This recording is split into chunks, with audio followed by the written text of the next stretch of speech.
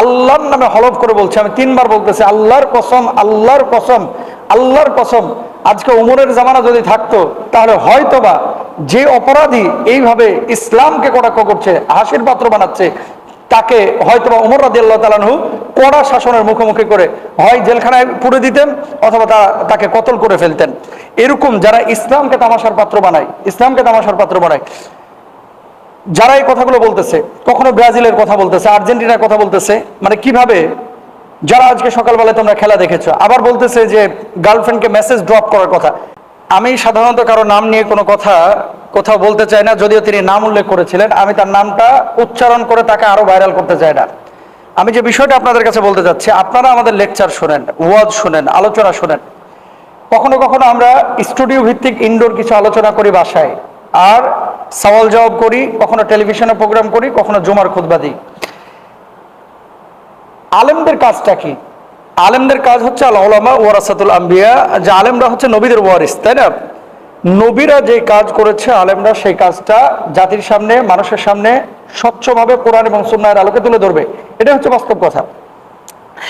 এখন বর্তমানে এই সোশ্যাল মাধ্যম বা এই যুগে ফেসবুক, ইন্টারনেটে যারা আপনারা সম্পৃক্ত আছেন, আপনারা দেখেছেন যে আলহামদুলিল্লাহ এদেশে অনেক ইসলামিক স্কলার যাদের আলোচনার মাধ্যমে অনেকে অমুসলিম থেকে মুসলিম হয়েছে, অনেকে বেনামাজি থেকে নামাজি হয়েছে, অনেকে মুখলিস দায়ী হয়েছে, অনেকে তাকওয়াবান হয়েছে।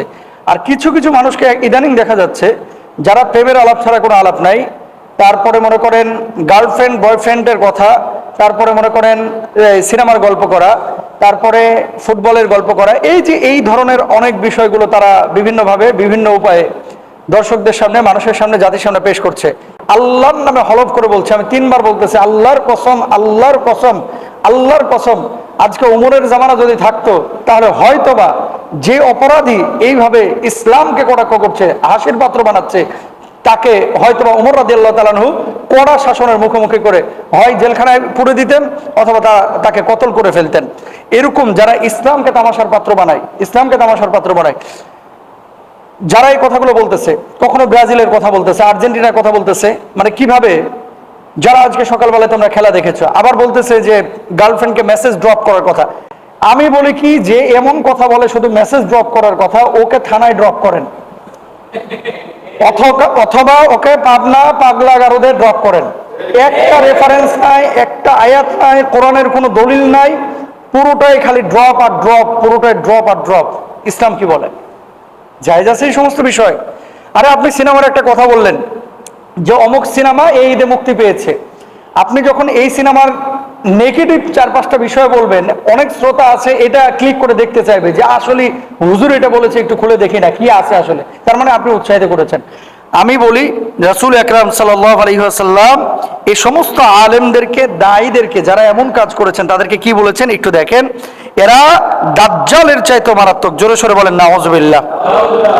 আল্লাহর হাবিব সাল্লাল্লাহু আলাইহি ওয়াসাল্লাম এদেরকে দাজ্জালের চাইতেও মারাত্মক বলেছেন। দেখেন রাসূল আকরাম সাল্লাল্লাহু আলাইহি ওয়াসাল্লাম বলেছেন, এমন কিছু রয়েছে যেটির ব্যাপারে আমি আমার উম্মতের জন্য দাজ্জালের অপেক্ষাও বেশি ভয় পাই। নবীজি বলছেন যে পরবর্তীতে এমন কিছু মানুষ আসবে যে মানুষগুলো দাজ্জালের চাইতে মারাত্মক হবে। দেখেন, ভণ্ডামি আপনি সাধারণ গেটআপে করেন, সেখানে কোনো মানুষ বিভ্রান্ত হবে না, যে ও জানে যে ওটা ভণ্ড। আর যখন আপনি ধর্মীয় লেবাস পরে আবেদ আলীর মতো, যখন আপনি টুপি পরে, পাঞ্জাবি পরে, দাড়ি রেখে আপনি যখন এই ধরনের কোনো কাজ, কোনো কর্মকাণ্ড করবেন, তখন মানুষ মনে করবে এটা ইসলাম, অথচ এটা সম্পূর্ণরূপে হারাম। আল্লাহ রাসূল সাল্লাল্লাহু আলাইহি ওয়াসাল্লাম কি বলছেন? তখন আমি ভীত হয়ে পড়লাম, তাই আমি বললাম, হে আল্লাহ রাসূল সাল্লাল্লাহু আলাইহি ওয়াসাল্লাম, এটি কোন জিনিস যার ব্যাপারে আপনি আপনার উম্মাহের জন্য দাজ্জালের চাইতে অধিক ভয় করেন?